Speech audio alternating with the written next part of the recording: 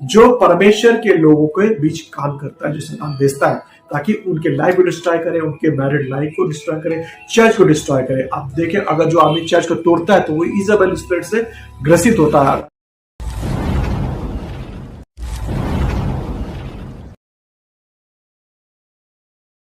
Hallelujah, praise the Lord. यीशु मसीह में मैं आपका स्वागत करता हूं और आज हम लोग परमेश्वर के बहुत बड़े भविष्यवक्ता एलिय्याह के बारे में देखेंगे, जिसको इंग्लिश में एलाइजा बोलते हैं। उसके जीवन से हम लोग सीखेंगे।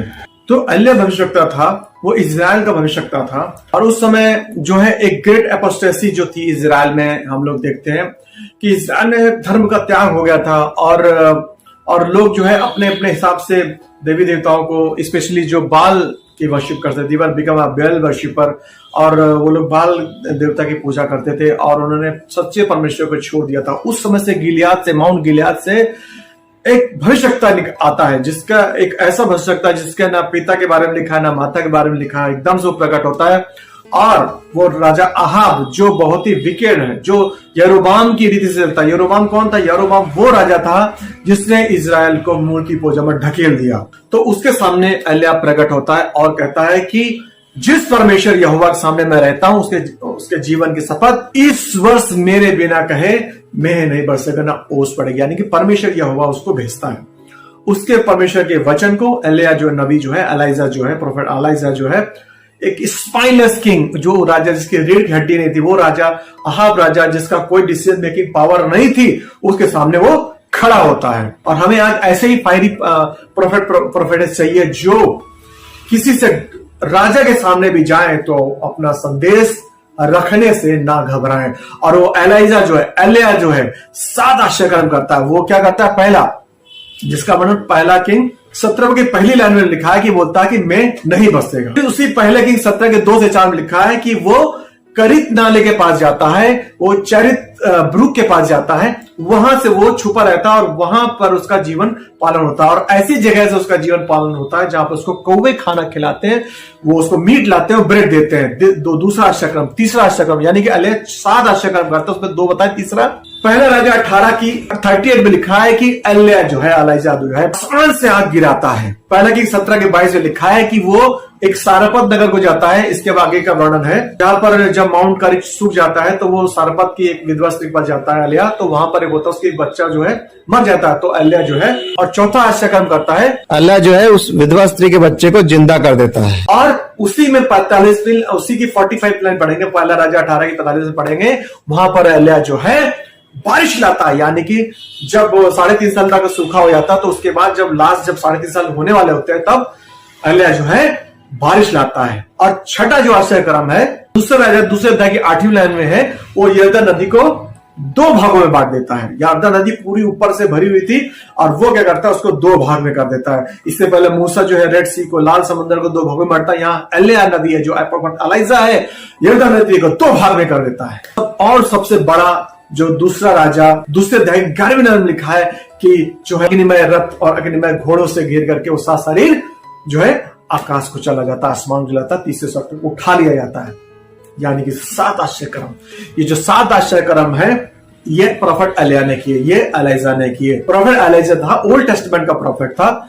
यदि और आज के समय में यीशु मसीह की धार्मिकता हमारे अंदर है, और एक्ट्स के 10:38 की, यानी कि 10वें अध्याय की 38वीं लाइन में वो अनॉइंटिंग हमारे अंदर फ्लो कर रही है। मुर्दों जिंदा करोगे और सुसमाचार सुनाओगे, कंगालों को सुसमाचार सुनाओगे, लंगड़े चलेंगे अंदर देखेंगे, बहरे सुनेंगे। वो अनॉइंटिंग जो यीशु की अनॉइंटिंग हमारे अंदर फ्लो हो रही है, और वो अनॉइंटिंग पुराने नियम के एलाइजा एलीशा से डबल अनॉइंटिंग हमारे अंदर है।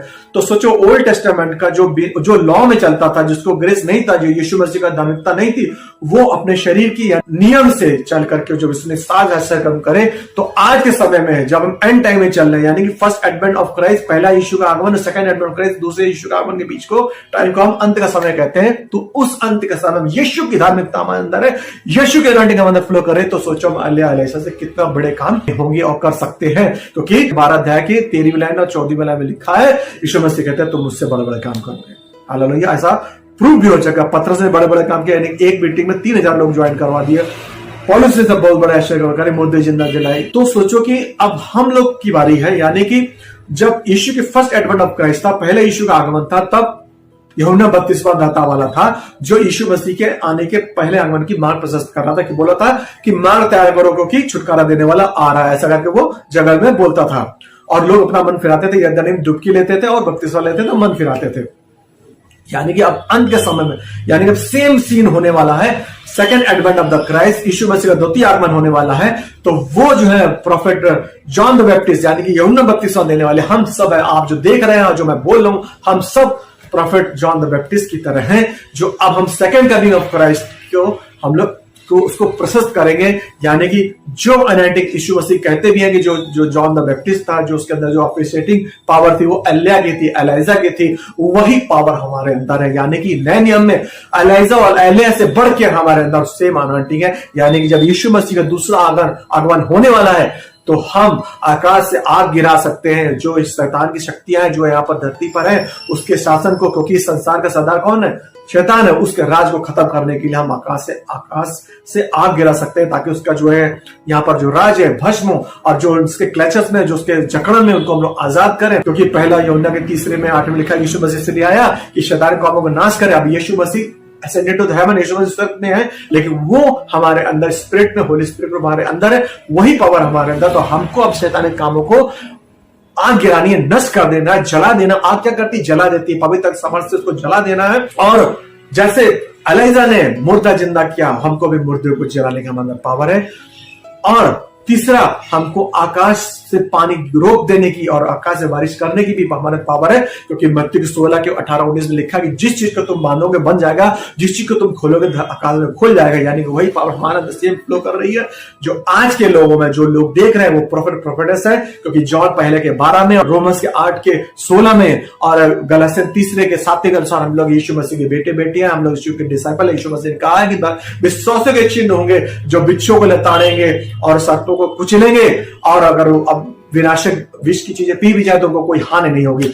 यानी कि same anointing is flowing to us through the Jesus Christ. और सोचो कि अब उस एलिया को, उस प्रोफेट एलाइजा को परमेश्वर ने इतने बड़े बड़े 7 आश्चर्य काम करने के लिए उसको पहले ट्रेन किया, क्योंकि उसको कन्फ्रंट करना था। He has to confront from the Baal worshippers. उसको 800 बाल के वर्शिपर, बाल के पुजारियों का सामना करना था। उसके लिए परमेश्वर ने उसको एक ट्रेनिंग दी।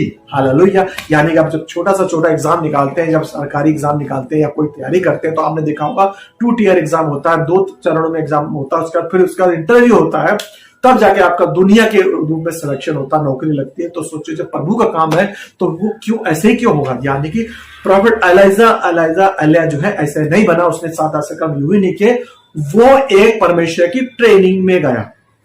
तो वो जो ट्रेनिंग है, जब उसने ये 7 आश्चर्य करेंगे, तो सोचो वो ट्रेनिंग में गया। हम उस ट्रेनिंग को देखेंगे, उसके विल्डरनेस जाने के जीवन को देखेंगे, उसके आइसोलेशन को हम देखेंगे, उसके हम ओबीडियंस को देखेंगे, उसकी आज्ञाकारिता को देखेंगे, उसकी complete dependency on the Lord word of God. हम उसकी पूर्ण रूप से परमेश्वर के वचन में उसकी डिपेंडेंसी को देखेंगे, तब जाकर उसने ये 7 बड़े आश्चर्य कर्म करे। तो आज के समय में भी अगर हम एलिया से बड़े काम करना चाहते हैं, तो हमको भी उससे सीखने की जरूरत है। Let's glean into this word of God. आइए हम लोग इस वचन में मेडिटेट करें। How he has become a great prophet. He has not become just like that, he was committed prophet. तो वचन जाने से पहले मैं आपको एक छोटा सा इसकी एक हिस्टोरिकल बैकग्राउंड बता दूं। पहला राजा 12 के 28 में लिखा, उस समय मैंने इससे पहले बताया था कि इजराइल 2 भागों में बंट चुका था। जब दाऊद तक तो एक ही था, लेकिन दाऊद के आने बाद उसका जब सोलोमन का लड़का रोबियाम आता है तो 2 भागों में बढ़ जाता है। तो एक भाग जो है यरोबाम को मिल जाता है, उसमें 10 गोत्र चले जाते हैं और वो उसको इजराइल बोलते हैं, जिसकी राजधानी सोमरन होती है। और जो 2 गोत्र होते हैं उसमें यहूदा और बेंजामिन चले जाते हैं, उसको हम दक्षिणी राज्य बोलते हैं, जिसको हम यहूदा बोलते हैं, जिसकी राजधानी यरूशलेम होती है। जो रहोबियाम था वो दक्षिण का राजा था, जिसको हम लोग यहूदा बोलते हैं, जिसकी राजधानी यरूशलेम थी। और जो उत्तर का राजा था, जिसको हम इजराइल बोलते हैं, जिसकी राजधानी शोमरेन थी, उसका राजा था यरोबाम। तो अब चूंकि मंदिर जो था, फर्स्ट टेंपल जो सोलोमन ने बनाया था, वो दक्षिणी राज्य में बनाया था, वो यहूदा में बनाया था। उस समय डिवीजन नहीं हुआ था। तो हर यहूदी लोग वहां पर जाकर के वहां पर हर साल मेल बलि, पशु बलि, अन्न बलि, ये सब चढ़ाते थे। जो पाप करते थे उसका प्रायश्चित करने जाते थे और दान दशमांश देते थे। तो जब दो भाव बढ़ गया तो यरोबाम ने सोचा कि जहां पर धार्मिक स्थल होता है, जहां पर धार्मिक काम होता है, तो लोग की लॉयल्टी वहां पर बढ़ जाती है। ऐसा उसने एज ए किंग सोचा, एज ए राजा सोचा। तो उसने सोचा कि मेरा जो गोत्र 10 गोत्र मेरे साथ आ गए हैं और मैं एक अलग राज हो गया, लेकिन जो मेरे 10 गोत्र के लोग हैं, जो ये सब है, ये कहां जा रहे हैं? दक्षिणी राज्य की तरफ जा रहे हैं, यहूदा की तरफ जा रहे हैं। तो ऐसा ना हो कि उनकी लॉयल्टी, जो उनकी निष्ठा जो है दक्षिणी राज्य की तरफ ना हो जाए, यहूदा की तरफ ना हो जाए। तो वो क्या करता है, दान और बेशेरबा में 2 बछड़े रख देता है, बाल की पूजा करवाना शुरू कर देता है, बाल और बछड़े के रूप में उसको स्थापित करता है। तो कहता है कि तुम यहूदा क्यों जाते हो उतनी दूर, यहीं पर कर लो, इजराइल में ही कर लो, उतनी दूर मत जाओ। तो कहता है देखो मैंने ये पर्व बना और 2 पर्व बना देता है। अब ये तो ऑब्वियस सी बात है कि जब राजा, सोचो अगर आप हमेशा याद है कि अगर लीडर करप्ट हो जाता है तो पूरी लाइन जो है करप्ट हो जाती है। तो लीडर कौन था उसका, राजा कौन था, यरोबाम था। वो करप्ट कर देता है इजरायलियों को और वो इजराइल जो है यहूदा जाना छोड़ देते हैं। और बोलता है कि एक्सोडस के 32 का 8वें में वीडियो मैसेज दिया था, उसमें मैंने बोला था कि जब मूसा को, जब माउंट सिनाई में जब परमेश्वर उसको 10 वचन दे रहा था, 10 कमांडमेंट दे रहा था, तो उसमें जो नीचे एरोन जो था, मूसा का जो भाई था, उसमें इजरायली बोल गया हम मूसा को नहीं जानते, हमको इजराइल से कौन निकाल के लाए हम नहीं जानते, हमारे बछड़ा बना दो। तो क्या करता, सारा सोना डाल देते हैं, उससे बछड़ा निकाल आता है। तो सारे इजरायली डांस करने लगते हैं, कहते हैं यही हमको छुड़ा करके मिस्र से निकाल लिया है। तो वही सेम लाइन जो है किंग यरोबाम बोलता है, देखो यही है बछड़ा जो तुमको मिस्र से निकाल लाता है। हालेलुया। सच्चे परमेश्वर को भूल जाए, जो दिन में बादल खंभा, रात में अग्नि खंभा, तो भूल जाते हैं और कहते हैं यस यही हमको बाहर निकाल के लाया है। तो यरोबाम की लीक पर चलने लगते हैं।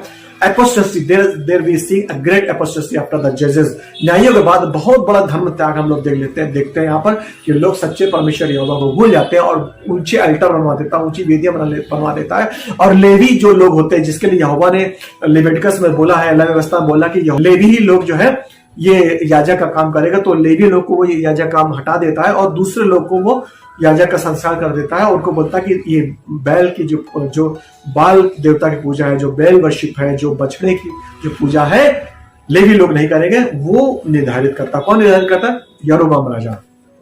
इस तरीके से मूर्ति पूजा वहां से शुरू होती है और चलते जब राजा अहाब आता है और उसके बाद उसको यरोबाम को परमेश्वर ऐसा बोलता है, यरोबाम को परमेश्वर ऐसा दंड देता है, राजा बादशाह जो है उसके पूरे घराने को साफ कर देता है। राजा बादशाह भी सेम मूर्ति पूजा करता है। फिर ये राजा बादशाह के जो है सारा घराना, येहू जो इंग्लिश में जेहू बोलते हैं, वो पूरा खत्म कर देता है।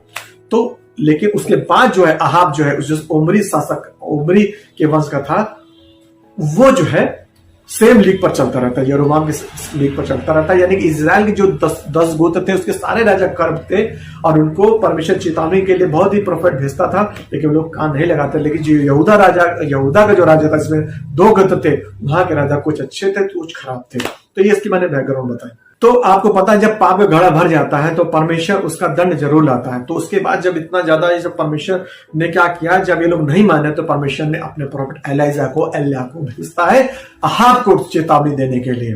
तो कहता है, और वो पानी ही क्यों रोकता है, इसका रीजन ये है, एलिया जो था हमारे समान, हमारे लोग जैसा, हम लोग जो लोग हैं कभी गिरते हैं कभी उठते हैं और हम लोग कभी स्ट्रांग होते हैं कभी वीक हो जाते हैं। यानी कि हमारे जैसा था, उसमें कोई 2-4 पंख नहीं लगे थे, हमारे जैसा था, हमारे समान दुख और सुख का भागी था। उसने जब प्रे करी तो 3.5 साल तक मेघ नहीं बरसा।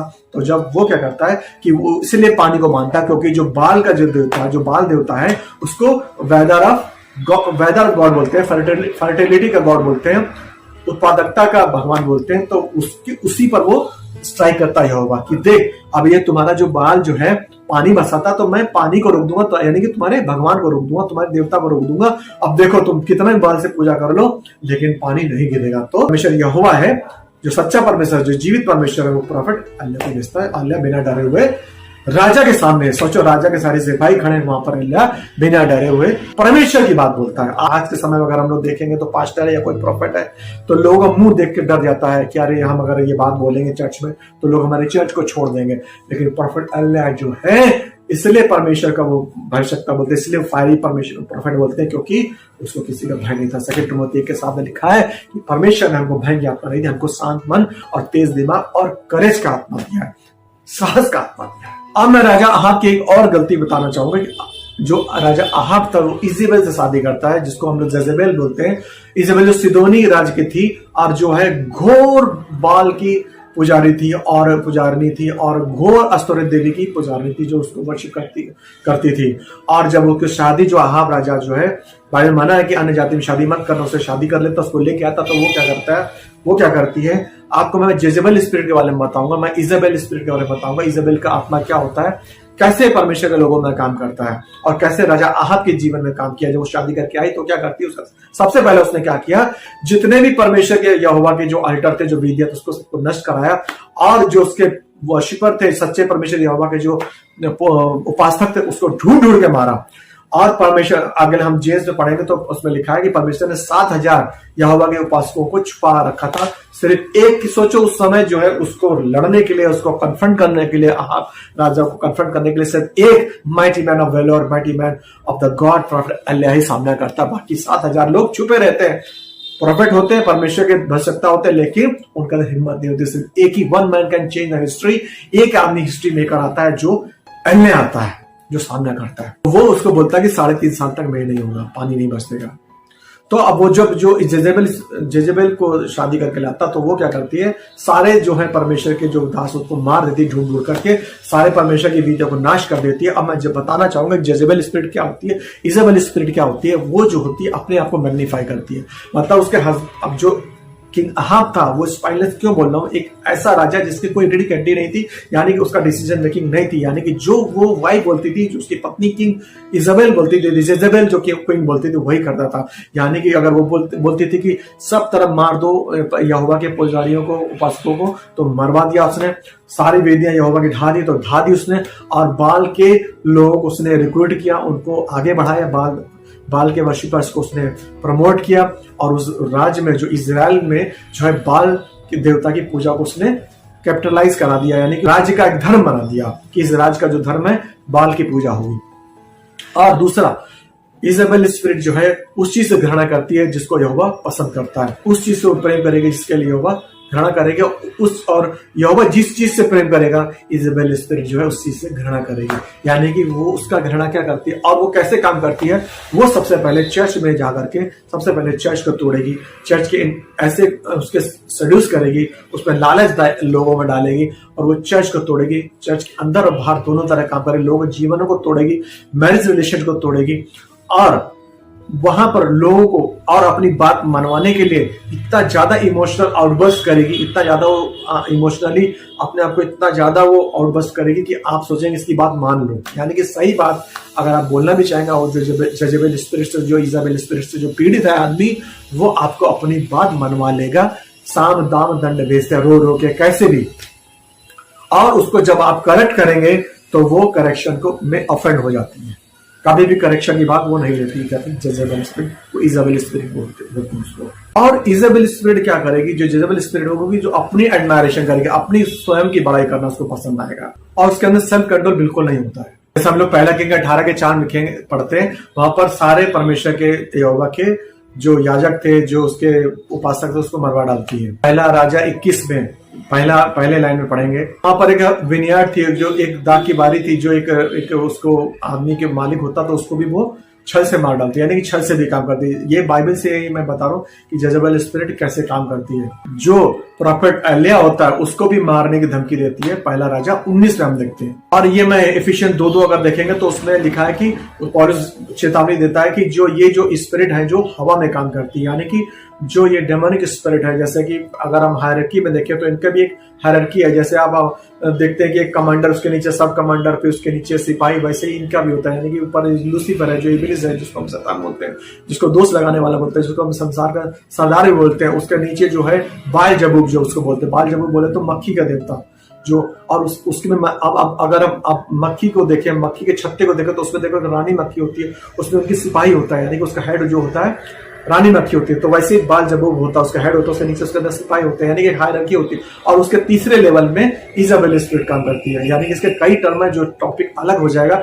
यानी कि आप ऐसा मोटा मोटा समझे कि शैतान, लूसीफर, उसके नीचे बाल जबूब, उसके नीचे इजेबेल स्पिरिट, जो परमेश्वर के लोगों के बीच काम करता है, जो शैतान भेजता है ताकि उनके लाइफ को डिस्ट्रॉय करे, उनके मैरिड लाइफ को डिस्ट्रॉय करे, चर्च को डिस्ट्रॉय करे। आप देखें, अगर जो आदमी चर्च को तोड़ता है तो वो इजाबेल स्पिरिट से ग्रसित होता है। अगर हम लोग किंग सोलोमन के अगर हम उसमें पढ़े तो उसमें आप देखेंगे कि जब दो औरतें आती हैं तो उसमें से एक औरत बोलती है मेरा बच्चा, दूसरी बोलती है मेरा बच्चा है। तो किंग सोलोमन क्या बोलता है कि इस बच्चे के 2 टुकड़े कर दो, आधा आधा बांट दो। तो जो असली माँ होती है वो बोलती है कि नहीं प्रभु, इसी को दे दो, इसी को मेरा बच्चा मानो। यानी कि जो सही मुझ परमेश्वर का दास होगा, सही मुझ विश्वासी होगा तो कभी चर्च के टुकड़े नहीं करेगा। वो हमेशा चर्च को यूनाइट देखेगा, उसको टुकड़े टुकड़े नहीं करेगा। जो टुकड़े टुकड़े करता है, करने की इच्छा करता है या सोचता है कि मैं इस फैक्शन को, एक ग्रुप को तोड़ के अलग बना लूं, तो वो इजाबेल स्पिरिट से ग्रसित है, इजाबेल स्पिरिट के अंदर काम कर रही है। वो सफल नहीं होगा क्योंकि वो परमेश्वर का काम नहीं कर रहा है, वो शैतान का काम कर रहा है।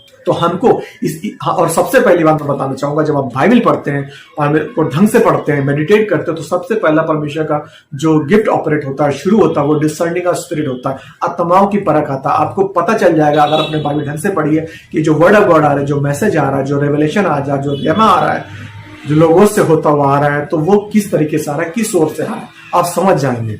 अदरवाइज आप समझेंगे नहीं, क्योंकि अगर आप बाइबल नहीं पढ़ते तो जो लोग बोलते हैं, यूट्यूब से आप देखते हैं या फेसबुक से देखते हैं, तो आप वही सोचेंगे सच। और जैसा मैंने पहले बताया था, एक्स के 17:11 में लिखा कि बेरियन जो क्रिश्चियन थे, बिलीवर्स थे, थेसलोनियन से अच्छे थे, क्योंकि वो जो परफेक्ट या परफेक्ट कुछ बोल के जाते थे, पौलुस या पतरस बोल के जाते थे, उनको पवित्र शास्त्र से मिलाते थे। तो यानी कि आप तभी अब जजेबेल स्पिरिट को आप समझ पाएंगे जब आप बाइबल पढ़ेंगे, और उसके समझने के बाद, उसको डिसाइड करने के बाद आपको उसको बांधना है। Because power of the binding and releasing has been given by the Lord as per as Matthew 16 chapter 19 verse। Bible में लिखा है कि जो चीज खराब है, इलीगल है, इम्प्रॉपर, उसको बांधोगे तो स्वर्ग में बंध जाएगी। यानी इजाबेल स्पिरिट आपको किसी ब्रदर में दिख रहा है या किसी ऐसे किसी भाई में दिख रहा है तो उसको बांधेंगे, या बहन में दिख रहा है उसको बांधेंगे, तो वो स्वर्ग में बंध जाएगा। उसको आप आजाद कर सकते हैं, लेकिन आपको पहले उससे पहले समझने की जरूरत है कि ये स्पिरिट्स के अंदर काम कर रहे कि नहीं कर रहे।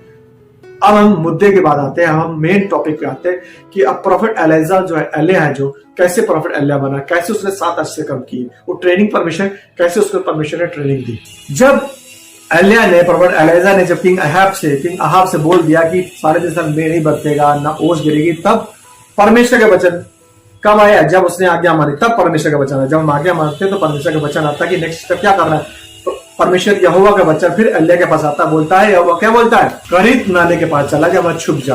हालेलुया। अभी आप सोचो कि अगर आज के समय में कोई परमेश्वर का दास जो है, यहाँ के कोई बड़े, अभी तो डेमोक्रेसी है, अभी तो प्रजातंत्र है, इस प्रजातंत्र में अगर आप मीडिया में जाकर के आप प्रोफेटिकली बोल देते हैं किसी भी मिनिस्टर को या किसी को भी, XYZ, आप समझ सकते हैं, तो आपके सब तरफ फोटो खींच जाएगी, टीवी में आ जाएगा कि भाई इस भाई ने ऐसी प्रोफेसी कर दी है, ये नहीं होगा, तो आपका कहो रातों रात फेमस हो जाएगा। अगर आप यूट्यूबर्स हैं, यूट्यूब में आप मैसेज देते हैं, फेसबुक मैसेज देते हैं, आपके सब्सक्राइबर्स बढ़ जाएंगे, आपके हर तरफ प्रशंसा होने लगेगी और आप फेम पा जाएंगे। तो आप कभी नहीं चाहेंगे कि आपकी मिनिस्ट्री जो शुरू होने वाली है बंद हो जाए। हालेलुया। कोई नहीं चाहेगा।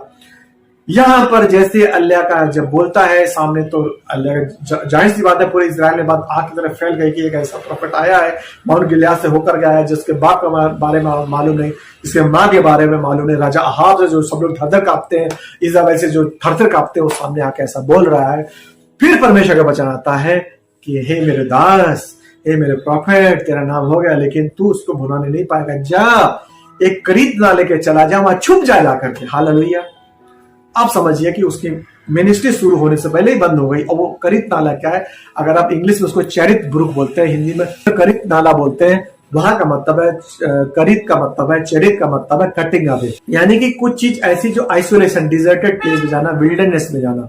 यानी कि परमेश्वर उसको सिखाना चाहता है कि तुम अभी विल्डरनेस में जाओ, इस आइसोलेशन में चले जाओ, निर्जन स्थान में चले जाओ। करीब एक वो जगह है जो पतला सा दर्रा रहता है, जहां से पानी आता है। अब देखो यहाँ पर प्रॉफिट एलिया 7 आश्चर्य इतने बड़े बड़े यूं ही नहीं किए।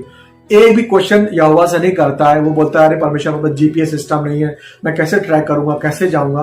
वो एक क्वेश्चन में नहीं करता, सीधा चला जाता है। हालेलुया। ये भी नहीं बोलता मैं कैसे खाऊंगा, अब निर्जन स्थान में कैसे खाएगा, क्या करेगा, कुछ नहीं पता यहोवा ने। यहोवा हमेशा एक एक करके ब्लूप्रिंट देता। पहले यहोवा पूरे ब्लूप्रिंट नहीं देता, यहोवा पूरे पत्ते नहीं खोलता। जब आप एक स्टेप विश्वास का फेथ कर लेते हैं, वैसे वो काम करता है। तो एलिया चुपचाप चला गया करीब नाले की तरफ, और वहां जाकर के परमेश्वर कहता है कि वहां के नाले से जो पतली सी धारा आएगी, दर्रे से जो पतली स्ट्रीम आ रही, वहां से तू पानी पिएगा। मैंने कौवे को, एक अनक्लीन बर्ड को, अगर लेविटिकस पढ़ेंगे, लेविस्ता पढ़ेंगे तो वहां पर कौवे को, रेवन को अनक्लीन बर्ड बोला गया, अशुद्ध पक्षी बोला गया है। यानी कि यहूदी लोग जो है कौवे को छू जाते थे तो उनको 5 बलियां चढ़ानी पड़ती थी, तब जाके वो शुद्ध होते थे। तो उस प्रोफेट एलिजा को बोला कि वो तुम्हारे लिए मांस लाएगा, मीट लाएगा और ब्रेड लाएगा। Hallelujah. That is the unconventional way of the Lord supporting the life span of prophet Elijah. यहाँ परमेश्वर यहोवा 3 चीजें एलिया को सिखाता है। यदि आज अगर आप मेरे को देख रहे हैं, सुन रहे हैं, तो परमेश्वर आपसे कह रहा है कि आप अगर आसमान से आग गिराने वाले बनना चाहते हैं, यदि आप जो है मुर्दों को जिंदा करने वाला बनना चाहते हैं, यदि आप वो ऐसी पावर परमेश्वर की ओर से पाना चाहते हैं कि खोलने की और रिलीज करने की पावर हो, जो आपको लगे काम गलत हो रहा है उसको बांध दे और जो सही काम उसको शुरू कर दें, या आप बंधुआई वालों को आजाद करें, या आसमान में बारिश को बंद कर दे या चिन्ह दिखाएं, तो आपको 3 काम करने पड़ेंगे। पहला काम परमेश्वर का, पहला काम एलिया से बोलता है आज्ञाकारिता, ओबीडियंस, सिंपल ओबीडियंस। एलिया चला जाता है। फिर परमेश्वर के अनकन्वेंशनल वे, यानी कि यशाया के 55 में लिखा है, 90 में लिखा है, 9 में लिखा है, परमेश्वर कहता है कि मेरी सोच आसमानी है, तुम्हारी सोच जमीनी है। मैं आसमानी सोचता हूँ, मेरे काम करने के तरीके अलग हैं। इंसान जो है एक काम को एक ही तरीके से कर सकता है, लेकिन परमेश्वर यहोवा एक काम को 1000 तरीके से कर सकता है। हमारा 1.5 किलो का दिमाग परमेश्वर के इनफाइनाइट को नहीं समझ सकता है, परमेश्वर के अपरिमित दिमाग को नहीं समझता, क्योंकि परमेश्वर यहोवा ओमनीपोटेंट है, ओमनीसिएंट है, ओमनीप्रेजेंट है, सब कुछ कर सकता है, सर्वव्यापी है, वो कुछ भी कर सकता है। मत्ती का 10:27 में लिखा है कि परमेश्वर यहोवा सब कुछ संवाद। 19:28 में लिखा है मत्ती के परमेश्वर सब कुछ कर सकता है।